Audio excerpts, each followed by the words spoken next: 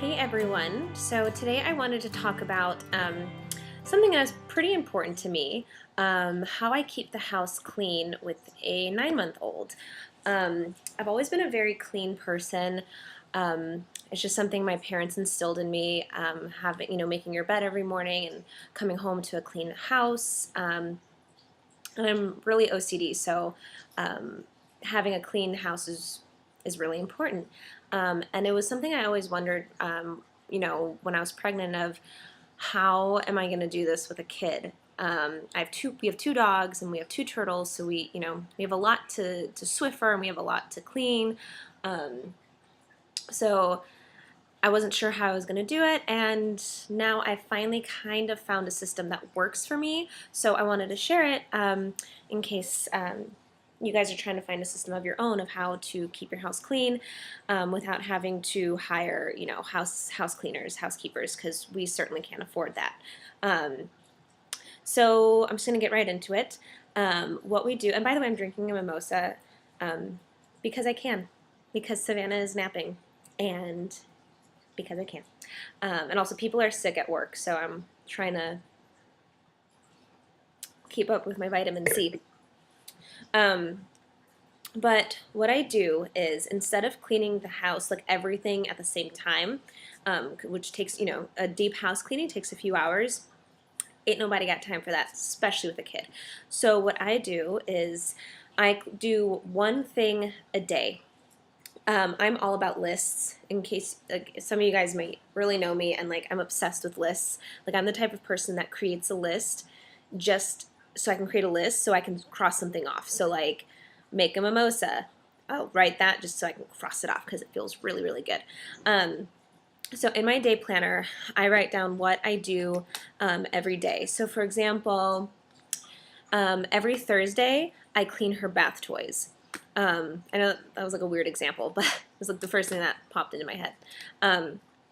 I always clean her bath toys once a week because, when we're done using the bath toys, we just throw them into a bucket, but they're still kind of wet, and then overnight they sit and, mildew might grow on them or whatever kind of gunk. So once a week I clean her toys. Every Tuesday I clean her stroller because, you give them snacks and there's crumbs and dirt and whatever. Excuse me. So you guys get the gist. So one day, set aside something to do to keep the house clean. Every Sunday, Swiffer. Every Monday, do this, do that. And kind of, if you clean as you go, it gets easier. You don't have to, once a month, like have this huge messy house to clean, because every day you're doing one little thing just to keep it tidy. Savannah's crawling now, so that was something I was worried about because I was so OCD about like all the dirt and all the dog hair on the ground. And unless you want a Swiffer every single day, there's really no way to keep it 100% clean all the time, which was really difficult for me. But now I read this thing on the What to Expect app saying there's no way your baby can avoid all of the dust bunnies, all of the little dirt, all the little crumbs on the ground. There's just no way that your baby can avoid it. But those things are a hell of a lot better to ingest than toxic cleaners, like sprays and bleach and all that stuff. And I'm like, that's such a good point. We can't keep our babies, from everything. So that was something that like I had to learn and be okay with it and accept it. But I do Swiffer the house once a week. Like I said, because we have dogs and like the hair just gets everywhere. So yeah, so I do one thing a day for the house, and then at the end of every night, I put Savannah down at 7 a.m. She's a party animal. I keep her up all night. I put her down at 7.